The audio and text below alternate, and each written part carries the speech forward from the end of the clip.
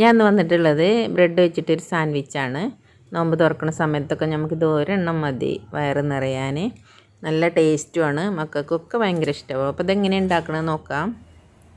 ആദ്യം തന്നെ ഞാൻ അതിക്ക് വേണ്ട മുട്ട ഒന്ന് ബുൾസൈ ആക്കിയിട്ടാണ് ഞാൻ എടുക്കുന്നത്. നിങ്ങൾക്ക് വേണമെങ്കിൽ ഏത് രീതിയിൽ നമ്മളെ ഇഷ്ടത്തിനനുസരിച്ച് ഉണ്ടാക്കിയെടുക്കാം. അപ്പോൾ ഞാനൊരു പാത്രത്തിലേക്ക് എണ്ണ ഒഴിച്ചിട്ട് അതിലേക്ക് മുട്ട പൊട്ടിച്ച് ഒഴിക്കുന്നുണ്ട്. ഇതിങ്ങനെ ബുൾസൈ ആക്കിയിട്ട് നമ്മൾ സാൻഡ്വിച്ചിൻ്റെ മുകളിൽ ഇടുകയാണ് ചെയ്യുന്നത്. ഇത് ഇതേപോലെ ഒന്ന് അടച്ച് വെച്ചിട്ടൊന്ന് വേവിച്ചെടുക്കാം.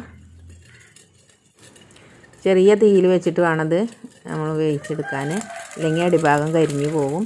ഇതൊന്ന് ആയതിന് ശേഷം ഒന്ന് സ്പൂൺ വെച്ചിട്ടൊന്ന് എടുത്തിട്ട് ഒന്ന് തിരിച്ചിട്ട് കൊടുക്കണം. അപ്പോൾ സാൻഡ്വിച്ചിക്ക് നിറക്കാനുള്ളത് ഐറ്റംസ് ഇതാ ഞാൻ ഇവിടെ കളർഫുള്ളായിട്ട് അരിഞ്ഞ് വെച്ചിട്ടുണ്ട് കേട്ടോ.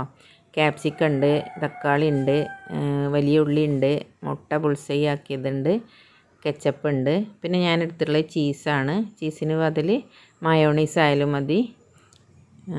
അതുപോലെ ബ്രെഡ് കൊടുത്തിട്ടുണ്ട്. ഇനി ഇത് എങ്ങനെയാണ് ഉണ്ടാക്കണമെന്ന് നോക്കാം.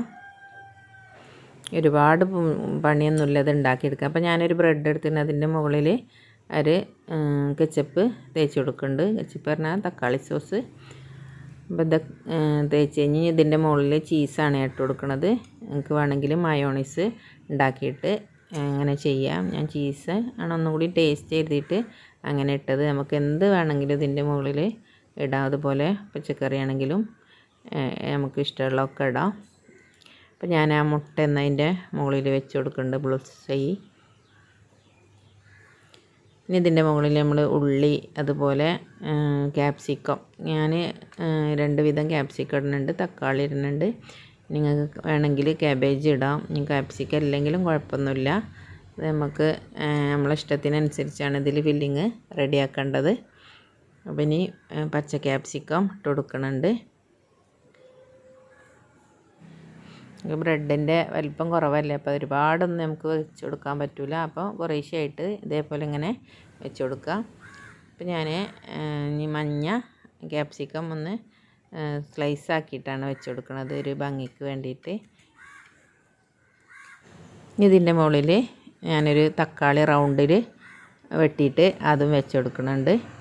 ഇതിൻ്റെ മുകളിൽ നമുക്ക് കുറച്ച് ചീസും കൂടി ഇട്ട് കൊടുക്കണം. ഞാൻ ചീസാണ് ഇട്ടത്. നിങ്ങൾക്ക് മയോണീസ് വേണമെങ്കിൽ ഇടാമെന്ന് ഞാൻ പറഞ്ഞല്ലോ. അപ്പോൾ മയോണീസ് ഇടുകയാണെങ്കിൽ നമ്മൾ ഈ പിന്നെ അരിഞ്ഞ് വെച്ചതെല്ലാം മയോണീസിലിട്ടിട്ട് ഇളക്കിയിട്ട് അത് ഇങ്ങനെ ഫില്ല് ചെയ്താൽ മതി.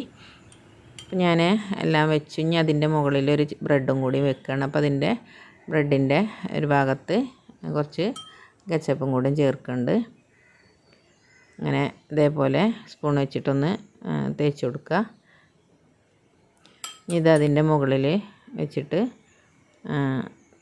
നമുക്കൊന്ന് വേവിച്ചെടുക്കണം. വേവിച്ചില്ല, ഞാനിത് എളുപ്പപ്പണിക്ക് വേണ്ടി ഓവനിലാണ് ഉണ്ടാക്കുന്നത്. ഒരു തവയിലോ ഫ്രൈ പാനിലൊക്കെ വെച്ചിട്ട് നമുക്കൊന്ന് അടുപ്പത്ത് വെച്ചിട്ടൊന്ന് ചൂടാക്കി എടുത്താലും മതി. ഇപ്പോൾ എല്ലാ ഇതും റെഡിയായി. ഇപ്പോൾ ഇതിൻ്റെ മുകളിൽ ഞാനൊരല്പം ഒലിവ് ഓയിൽ ഒഴിച്ച് കൊടുക്കുന്നുണ്ട്. ഒരു ടേസ്റ്റിന് വേണ്ടിയിട്ടാണത്. അത് ആവുമ്പോൾ നല്ലൊരു ടേസ്റ്റാണ്. അപ്പോൾ അതിന് വേണ്ടിയിട്ടാണ് ഞാൻ ഇതിൻ്റെ മുകളിൽ കുറച്ച് ഒലിവ് ഓയിൽ ഒഴിച്ച് കൊടുത്തത്. ഒട്ടും നിർബന്ധമല്ല ഇതിന് ഓയിൽ ഒഴിക്കണമെന്ന്.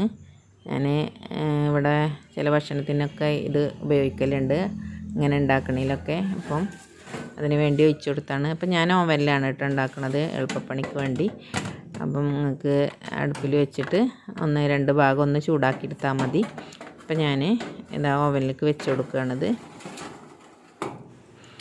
പ്രീറ്റ് ചെയ്ത ഓവനിൽ ഒരു 5 മിനിറ്റ് ഒന്ന് ചൂടാക്കി എടുത്താൽ മതി. ഒരുപാട് സമയം ചൂടാക്കേണ്ട ആവശ്യമില്ല, കരിഞ്ഞു പോകും. അപ്പോൾ അത് അധികം വേകാനൊന്നുമില്ലല്ലോ. അപ്പോൾ ഞാനൊരു 5 മിനിറ്റ് ചൂടാക്കി എടുത്തിട്ടുള്ളൂ. അപ്പോൾ സാൻഡ്വിച്ച് ഇവിടെ റെഡി ആയിട്ടുണ്ട് കേട്ടോ. അപ്പോൾ നമുക്കതൊന്ന് ഓവനിൽ നിന്ന് എടുക്കാം. നന്നായിട്ട് മുരിഞ്ഞ് നല്ല ആ ചീസൊക്കെ നല്ലോണം അലിഞ്ഞ് നല്ലൊരു ഇതായിട്ടുണ്ട്. ഇനി നമുക്ക് പുറത്തെടുത്തിട്ട് നോക്കാം. ഉഷാറായിട്ടുണ്ട്. ഇതേപോലെ എല്ലാവരും ഒന്ന് ഉണ്ടാക്കി നോക്കുക. ഫ്രൈ പാനിൽ വെച്ചിട്ട് ഉണ്ടാക്കിയാലും മതി. ഇതാ നമ്മുടെ ഫില്ലിങ്ങൊക്കെ നല്ല ഉഷാറായി വെന്തിട്ടുമുണ്ട്. നല്ല മൊരിഞ്ഞ് ഇരിക്കുന്നുണ്ട് ബ്രെഡ്. ഇനി ഇത് നമുക്ക് ഷേപ്പാക്കി മുറിച്ചെടുക്കാം, അല്ലെങ്കിൽ ഇങ്ങനെ ആണെങ്കിലും കഴിക്കട്ടോ, കടിച്ച് ഇങ്ങനെ കഴിക്കാം. അപ്പം ഞാൻ ഇതേപോലെ 2 പീസാക്കിയിട്ടുണ്ട്. ഇത് ഇതേപോലെ ആക്കാം, അല്ലെങ്കിൽ കോണാക്കിയിട്ട് മുറിച്ചെടുക്കാം. അപ്പോൾ ബ്രെഡും പച്ചക്കറിയൊന്നും കഴിക്കാത്ത മക്കൾക്ക് ഈ രീതിയിലൊക്കെ ഒന്ന് ഉണ്ടാക്കി കൊടുത്തു നോക്കുക. നല്ല ടേസ്റ്റാണ്. സാൻഡ്വിച്ച് നമ്മളെ വീട്ടിൽ തന്നെ ഉണ്ടാക്കിയാൽ അത് പ്രത്യേക ടേസ്റ്റുമാണ്. അപ്പോൾ മക്കൾ ഇഷ്ടത്തിന് കഴിക്കുകയും ചെയ്യും. ബ്രെഡൊന്നും കഴിക്കാത്ത കുട്ടികളുണ്ടാവും, അതുപോലെ ഇങ്ങനത്തെ പച്ചക്കറികളൊന്നും കഴിക്കാത്തവരുണ്ടാവും. അപ്പോൾ ഇൻഷാ അല്ലാഹ് അടുത്തൊരു വീഡിയോയുമായി വീണ്ടും കാണാം. താങ്ക്